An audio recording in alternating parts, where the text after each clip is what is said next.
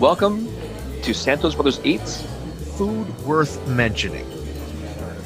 Yeah, let's do this. All right, well, welcome back to Santos Brothers Eats. I am with my brother, Chef Jeff Santos, and I am his brother, Kenny Santos. We're going to be talking about food worth mentioning, and this week this episode, we're going to be talking about Korean foods and all the Korean foods that we love to eat that's worth mentioning. And, what's kind of first on the menu here that we're going to be talking about? So I think we should just let our listeners know that we don't have a great knowledge of Korean food. We like to eat it. Korean food sort of has that same profile that we like. You know, it has a bit of a sweetness to their meat, to their entrees. And so that's one thing we like. Some of it is very spicy, and I think I mentioned this before, I'm not a big fan of spice. I think, Ken, you like spice more than me, right? A little bit more. Yeah. So like stuff like kimchi, I might have maybe one or two bites, and then or if it's mixed in with something, then I'll have more of it. But other than that, I won't have that much kimchi. What about you, Ken? Kimchi, I'll have that. I'll have it. If it's there, if it's on the table, I'm probably going to eat it. And I'm probably going to finish it. And like some people, we just kind of mentioned kimchi and how much we like it or not like it. But a lot of people don't know what it is. Like, what is kimchi? Kimchi basically is a preserved cabbage. When they say cabbage, think of the either Japanese or the Asian cabbage. Instead of being like round and bulbous like a ball, Asian cabbage is more long. Like a football. So think of like a regular cabbage, or a North American cabbage is round like a basketball, and an Asian cabbage is more long like a football. Think of what romaine lettuce looks like. But romaine lettuce is a lettuce. It's not the cabbage, but it's the same shape as a romaine lettuce. Exactly right. Yeah. Exactly right. And I remember seeing this from episode of The Amazing Race. It's they actually had to make kimchi, so they took the cabbage leaves, and this cabbage still hold a bit, and they actually had to make sure that each section of the cabbage was thoroughly engulfed in the various spices and everything else that made it kimchi, and then let it set, of course. So and it's more used as a side dish, from what I'm reading, more than anything else.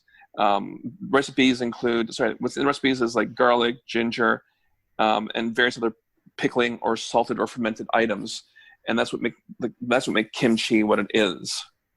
So I think of it as kind of like the Korean version of like sauerkraut. Yeah, it's kind of what I think of it. Yeah, it is spicier, and so I'm guessing it's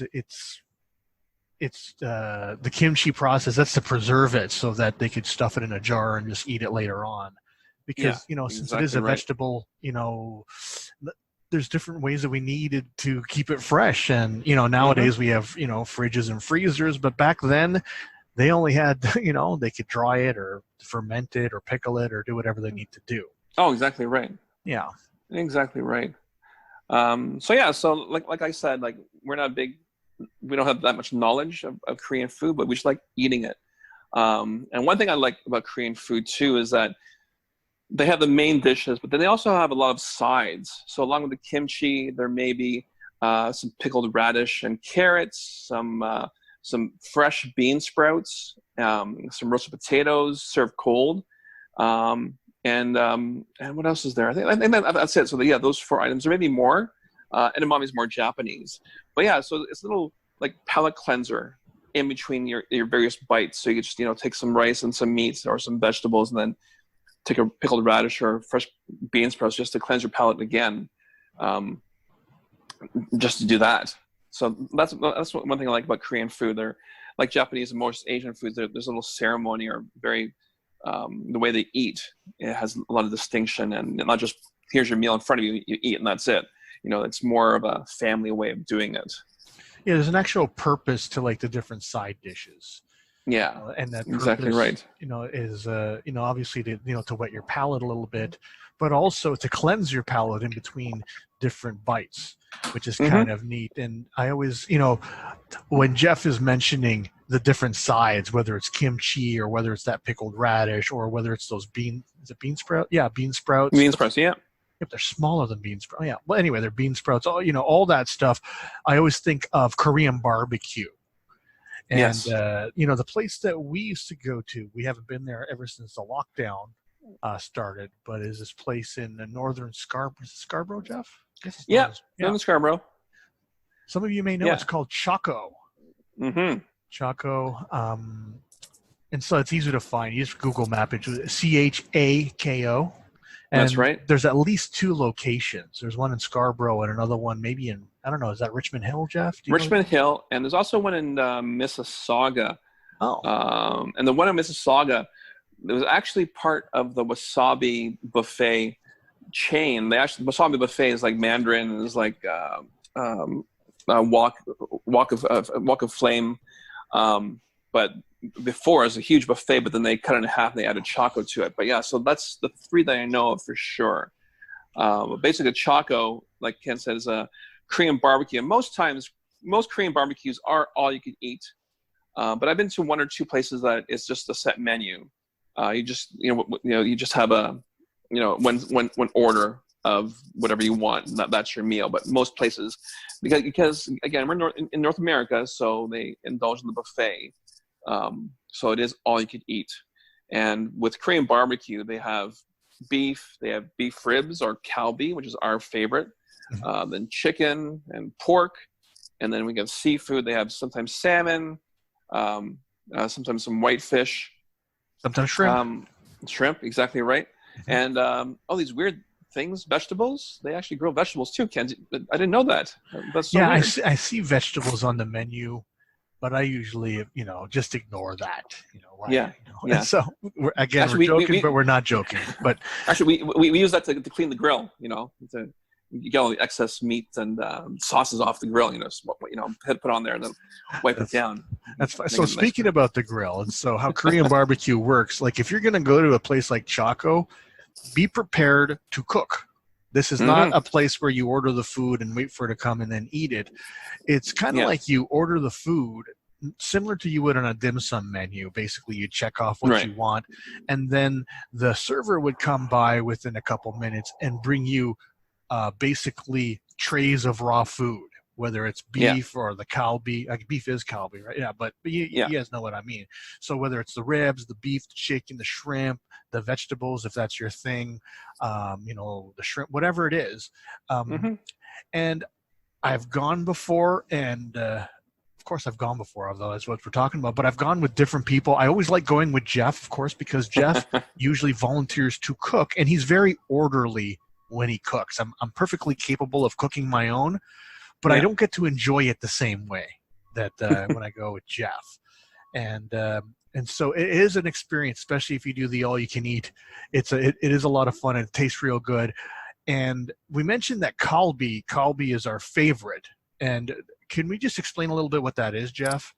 Yeah, so basically kalbi is the short ribs or the beef ribs of the beef. So if you ever get prime rib, then or basically actually a tomahawk steak now is a big steak, and it's a huge bone that comes with the steak itself. That's part of the beef rib itself.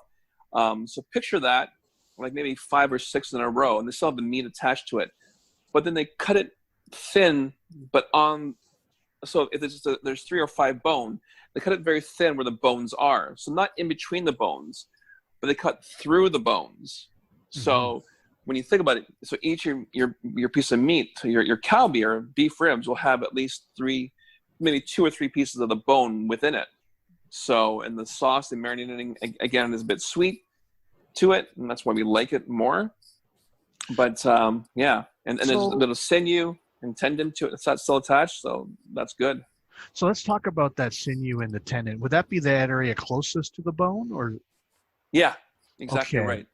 And so that's been marinated for quite a while, I imagine, because otherwise that sinew and tendon would be a lot tougher.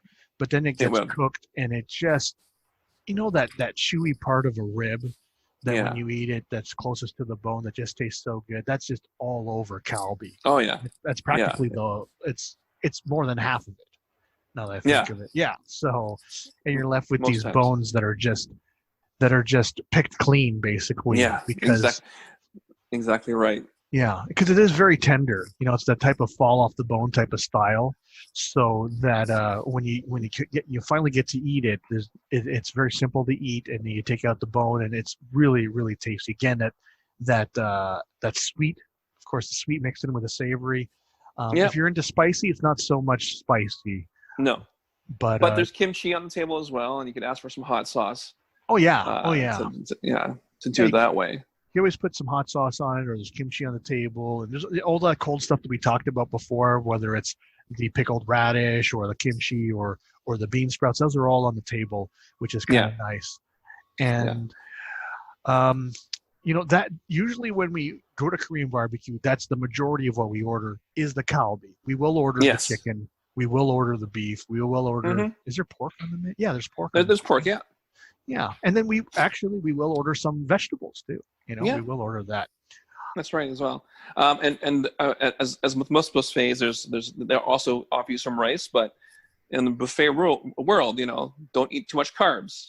That's filling. Yeah, that's So all you might have filler. like one bowl or two bowls of rice just to, sup off some of the extra gravy or some juices or sauces. But your main focus is the meats. That's what you Absolutely. want. Absolutely. And so, as we talk about the meats a little bit, one thing that usually disappoints me, or actually it doesn't disappoint me anymore when I go because I just don't order it, is when I order shrimp at a Korean barbecue. Hmm. And that's because you have to peel the shrimp. Yeah. You know, if it was just peeled shrimp and you grilled it and ate it, that would be a lot more fun than Oh like. yeah. So if you get to go to a place that's already pre-peeled, that'd be a lot more fun to go to. Oh, I it would mean, be. and I'd probably order more shrimp because obviously it just takes too long. I could be eating more food, or it's just that's just how I So, feel about the whole thing when well, it comes to it's that. funny. Like I remember watching one of those restaurant makeover shows, and Robert Irvine, he's a British chef, but in America he's like Ramsay. He says, most restaurants they only offer the peeled the customer peeled shrimp because most customers get tired of peeling their own shrimp, and they'll just only eat two or three tops. So that's sort of a secret there. Have shrimp on the menu, but only offer with the shell. So the customers will go, I'm too tired of this. I'll just order something else. Absolutely. So Yeah, I get that. I get that. And so that's a yeah, Korean barbecue. There's other Korean dishes that we're going to be talking about today. One of the most popular ones, if you run into a Korean menu or Korean restaurant, there's probably going to be bulgogi on the menu. yes. And what's that, Jeff? Bulgogi basically is a beef dish, and again, it's been on the sweeter side. So what I'm hearing here is bulgogi literally means fire meat, and it's marinated slices of beef or pork, and then grilled, along with some vegetables, whether onions or green onions as well, and it's served with rice. It's often served on a sizzling plate, as they call it, or sizzling pan. So when they bring it to the table, they'll have boiled rice or steamed rice, and then your sides, and then the bulgogi is in a sizzling pan. And again, a bit of sweetness to it as well. And you just mix it in with your rice while you're eating it, and it's a good meal itself right there. One of the restaurants that my wife Diana like to go to is called Minerva, and they have what we call it's a bulgogi soup. Here on the menu, I'm gonna butcher this name. It's BulGoGi Busot JjiGae. So it's Wow. bulgogi. Yeah, it's basically bulgogi and mushroom soup in sweet soy sauce. So and it's a big portion as well, and a lot of broth, a lot of meats, a lot of vegetables, and of course with some rice. So you can either add the rice to the soup while you're eating it, or just portion off some of the broth into the rice and eat it with the meat and vegetables. That does sound good. Yeah, and then the way Minerva serves it, the actual bowl is like a clay or metal bowl, so it's very, very hot. So again, it keeps the food warm and hot, so while you're eating it, so you don't lose any temperature. But yeah, it's one of our favorites when we go to Minerva. Minerva is a Toronto restaurant. There's about 5 locations in the whole GTA. I'm not too sure if there's more outside of Ontario. There may be, or again, most Korean restaurants would have bulgogi, and they may have the bulgogi soup. Yeah, we'll put the proper spelling, proper name of this soup when we post this podcast. Yeah, I'm sure when you order it, you don't say it properly, or maybe you just order by number. Say I'll have the number 3 exactly or whatever it is. So yeah, it sounds good. Yeah, sorry, just to go back to Korean barbecue, like Ken said, you do cook it, and there are signs that say, make sure that you cook it to the proper temperature, because there's raw chicken, there's raw pork. Pork nowadays, because the way they feed the pork now, you can't have just a bit pink, but chicken, always to make sure that it's cooked through. You don't want to have a good meal and then come home and have food poisoning. So just, when doing Korean barbecue, just make sure to cook your food all the way through. Better be safe than sorry. Yeah, and quite frankly, we don't know, because there's no dine-in right now. So Korean barbecue is not something you can do currently, at least not in Toronto or in Ontario. Not in Toronto. However, I have been seeing some hot pot restaurants offering delivery. So whatever you order, they will actually give you a small hot pot for you to have. And I guess when you order from them again, you tell me you have a hot pot, then they'll just give you, you just buy the meats itself. So again, in this time with the pandemic, restaurants are sort of pivoting. So they'll still have a customer base and allow people to order from them, whatever's on the menu. So basically a hot pot is kind of like the soup version of Korean barbecue. So there's boiling broth in the middle of the table. Yeah. And then actually you could adjust the heat if you don't want it so hot, but you will be cooking food and you order the food just like you would a Korean barbecue. They bring it out, it's raw. You put it inside the pot, and when it's cooked, you eat it, and then you can also enjoy the broth as well. That's it. Yeah. So, absolutely. Yeah. So fondue. It's like a version of fondue, basically. Yeah. It's exactly like that. And usually most hot pot places, when it's a dine-in situation, it isn't all you can eat. You order it similar to a dim sum menu. You check off some boxes, and they'll bring it out, and then you eat it. And if you want more, you check off more boxes. So it's kind of a neat little situation. Yeah. Exactly right. And then continue on the Korean theme. Another dish that we like is called bibimbap. When you hear what bibimbap is, you're going to understand. You're going to understand why we like it so much. So go ahead, Jeff. Yeah. So basically, bibimbap, it means bitten just means various ingredients, and bop is the rice. So basically means ingredients on rice. So when you look at the menu, it'll say beef bibimbap or chicken bibimbap. So basically, it's whatever you want. So the vegetables and the meat on rice. And the rice is unique because they'll portion rice, like steamed or boiled rice already, into a metal or a ceramic bowl, or mostly metal bowl, and they actually heat the bowl up. So there'll be a crust of rice around the edges and the bottom, and that little crust of rice is a bonus treat. Really, it's not burnt; it's just crusted over. So just think of that. So on the rice itself is the vegetables, and the way they put the vegetables on is very artistic.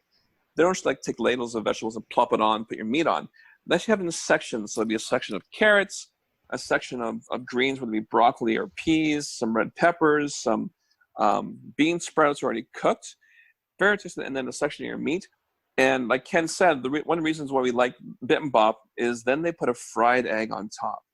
That makes it so much tastier. Yes. And just putting that, and with the runny yolk, of course, we love that. And when I first had bibimbap, my instinct, because it was all sectioned off, and I was just expecting just to mix everything together, kind of like fried rice, But now when I eat it, I don't mix it together. I kind of leave it in their sections and kind of have a bite of this and a bite of that. Yeah. How do you eat it, Jeff? I actually like mixing it a bit, So if there's two sections, well, I'll take some meat first, then I'll incorporate it with the one section or two sections of maybe the carrots and broccoli. I'll pierce the egg yolk, of course, and have that run and cut the egg up as best as I can with the chopsticks. But yeah, that's what I'll actually do. I'll actually just mix the meat in with the various sections of vegetables on top of the rice, and just slowly incorporate everything together as you slowly go down the bowl more. Yeah, so that's my method. It's one of those meals that, you know, it tastes really good, but you also want to take your time kind of enjoying it, just because it is very artistic. And usually when you get it, you can tell that whoever prepared it for you, just like Jeff said, didn't just ladle it on and shove it in a bowl and, you know, push it out. They took their time making sure that enough the right amount of food was in it. You know, and when I say the right amount of food, I mean the right amount of each ingredient was in it, and also that it was placed with care. You know, it is an art form to it. Now, does Al Minerva offer bibimbap or no? Yes, they do. Yeah. Okay, good. They often do, when Diana went to restaurants in Al Minerva, she would get the bulgogi soup, and I get the bibimbap. So it's nice and sizzling. So yeah, it's a good. And again, we have the sides along with us, so it's also there. And I don't know if you know this, Ken, but Korean restaurants are the only. Well, it's Korea. They're the only culture that actually uses metal chopsticks. Oh. Everywhere else, we use a wood. Or wood version of a chopstick. They're the only ones that will use metal. I don't know if you know that or noticed that ever. I remember. I only know of one place I can only think of one place that offered metal chopsticks, and it was a Korean barbecue place. Now that I think of it. Yeah. So, is there any? I was going to ask you, is there a reason for this? Basically, it goes back when Korea was still a developing country, and their royalty. They believed that they only have silver chopsticks because most poisons would actually change the color of the metal. Mm. So they actually use it as the fence. So if they were at someone's house or they were served something and whatever they used, they would use the metal chopsticks. So the poison would interact with the metal and change color. So they would know right away if they're being poisoned or not. So yeah, so kind of interesting how that came about. And and it's cultural, so they still use it today as metal chopsticks. Awesome. That's pretty cool. Mm-hmm. That's pretty cool. Not too bad. Yeah. So now, you know, we've been talking about Al Minerva's and, you know, the different locations. Why don't we give them a rating in terms of their, we didn't say it properly, but we're going to call it the bulgogi soup. We will put the right spelling in the show notes. But it seems like you're going to give it a high rating because you get it all the time. So I'll give it 9 out of 10. It's they're both, like, Korean food in general for us is very delicious, and it just they taste great. So Al Minerva, 9 out of 10. Just because presentation, the food itself is good. All right, so both the bulgogi is a 9 out of 10 and the bibimbap's a 9 out of 10. Yeah. Exactly nice. Right. And how about Chako? Would you rate Chako, Ken?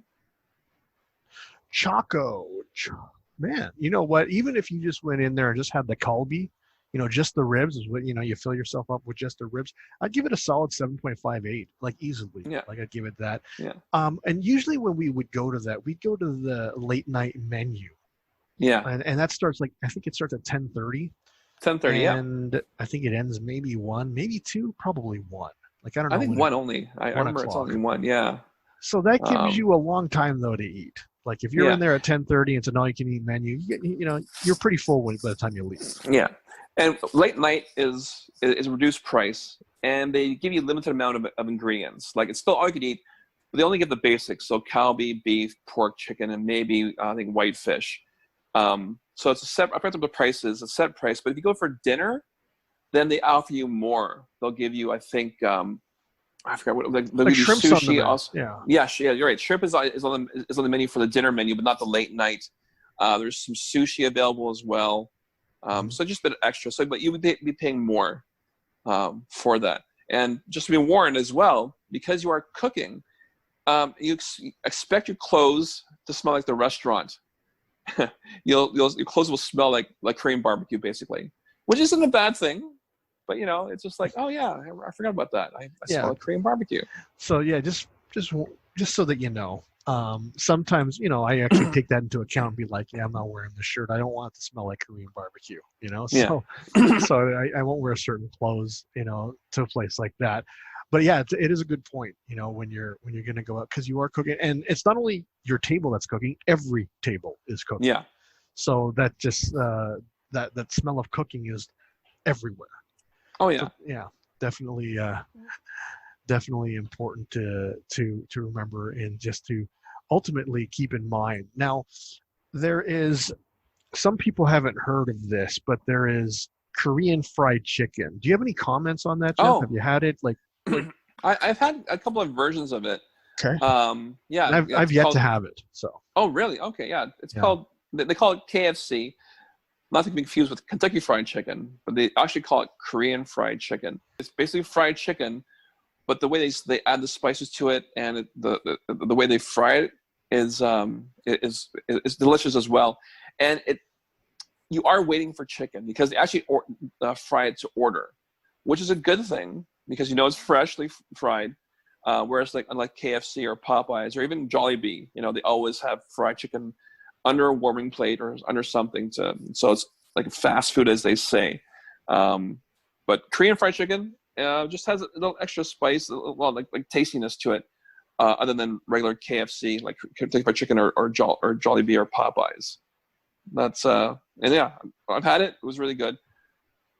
As Minerva offers that To be KFC? honest, I don't. They don't actually. Where Not would someone recently. get it then? Yeah, there's no real chain restaurants, so just look up Korean fried chicken Okay. around you, and you'll find it. Yeah, that's all I can say to it. Like sometimes they'll put a sauce on it, so you could either have it like natural, so it's just like crispy, or they'll add a sauce to it, or whether it be like a hot sauce or a sort of sweet and sour sauce to it. But yeah, they just call it KFC because it's the way they fry the chicken to it. So if you gave okay, so if you were going to give like different fried chicken ratings, whether it's KFC or Popeyes and a Korean fried chicken, what would you rate them out of 10? Like each of them? Yeah. All right. So for me, Jollibee would be like a 9 out of 10 Okay. because of taste and size. The Jollibee here in Toronto, they're huge pieces of chicken. So at that, I noticed that so 9 out of 10. KFC would be on my lowest end. I guess because I grew up with it, so I know the taste, and I find their pieces are smaller. Popeyes. So what did I say for KFC? I think 5. I said Popeyes maybe 7. They just have a little extra crunch, and I like the way they have biscuits as well. I don't know. I don't think I know KFC in the States has biscuits, but not here in Canada. And I give KFC maybe 8. Again, just something different, just out there. On Yonge Street, there's a chain called, I think it's called 5 Star or Star Fried Chicken. It may be Korean. I don't think so though. But they actually it's a huge piece of chicken though. So they actually take. Oh, I know what you're talking about. They're from they're out of Hong Kong, I think. Actually. Hong Kong. Okay. Yeah, so either Hong Kong or mainland China, and they were. I think it's called Hot. Is it Hot Star? 5 Star? Hot Star. Yeah. Hot There's a Star. star in there. Maybe Hot Star. Yeah. So let me give you a little bit. Apparently, they were like one of the biggest chains in China or Hong Kong. Okay. And I would have done a little bit more research on this if we were never going to talk about it. But when they opened, I believe are they Gould? Where are they? Yeah. By rights, Gould or Gerard. Yeah. In that area. Yeah, and Yonge Street, and they're right there. Blue, they're right there. And so when they opened, there were lineups. It was kind of like the Krispy Kreme phenomenon. When it opens, there was big old lineups. So and now you can certainly get in and eat the food there. They actually fry to order. So when you order it, you'll have to wait at least 10, 15 minutes because they'll take your order and they'll fry it to order. Yeah, it's huge. And it's like I said before, chicken, you have to make sure. Oh, absolutely. You got to make sure it's well cooked and everything. But think of it's the type of chicken that's pounded out. It's boneless, and they pound it out and flatten it out, and they bread it and they fry the whole thing, and it's really, really good. Oh yeah. I said you can get it now. Actually, I don't know if you can get it now because I haven't been there since the lockdown. But I suppose they're open. I mean, they're open right to the street, so I'm sure they can probably open up to takeout. Exactly right. Well, we hope they are. Oh, absolutely. We hope they are. Yeah. Yeah. So hold on a second. You gave, in terms of ratings, you gave KFC what number? Sorry, KFC, you said? Yeah, Kentucky Fried Chicken. You gave it. I I give it 5, Popeyes 7, probably Korean fried chicken 8, and then Jollibee 9. So that's my sort of ranking of fried chicken. Okay. So, and I'll just throw in mine. I cannot rate Korean fried chicken because I haven't had any. And of course, Korean fried chicken is going to go up and down the menu or up and down the rating depending on who makes it and the restaurant you get it and so on. Obviously, but I will say that I'm going to put Popeyes high in the list. They have a large. They're like, to me, they're really good in terms of fried chicken. I'm actually gonna. Some people, this might surprise you, that I'll put them up above Jollibee because their portion sizes are big, and the way they have that the cornflakes in the crust or something in that crust to make it really crispy. I really, really like it. So I would rate it Popeyes, and then Jollibee very, very close, but of course Kentucky Fried Chicken very, very far in the back. So just wondering about that because I did bring up Korean fried chicken. And just want our listeners to know a little bit more about that. But that's right. And there's also like independent places. Like I've been to Dirty South. That's our Hamilton episode. But then there's Dirty Bird. They're actually in Kinston Markets. They're one of the first restaurants to bring chicken and waffles to Toronto. But their fried chicken is good as well. I haven't had it in a while, so I don't want to give them a rate. But it was delicious from what I remember. Nice. So, yeah. Nice. And so definitely that's the food worth mentioning. Today we talked about bibimbap, we talked about bulgogi, awesome Korean barbecue, and of course we finished it off with a little bit of talk about KFC, but not Kentucky Fried Chicken, Korean fried chicken. Yes. So that is this episode's food worth mentioning, and we ultimately look forward to next episode. Well, we're going to be talking about more food worth mentioning. Right, Jeff? That's right. And until next time, remember this quote from Julia Child: "People who love to eat are always the best people." That includes, of course, my brother, Chef Jeff Santos, and I'm his brother, Kenny Santos, and you as well, if you love to eat food worth mentioning. Thanks a lot, everyone. Check you out next week. All right. Have a good day. You've been listening to Santos Brothers Eat. Food worth mentioning.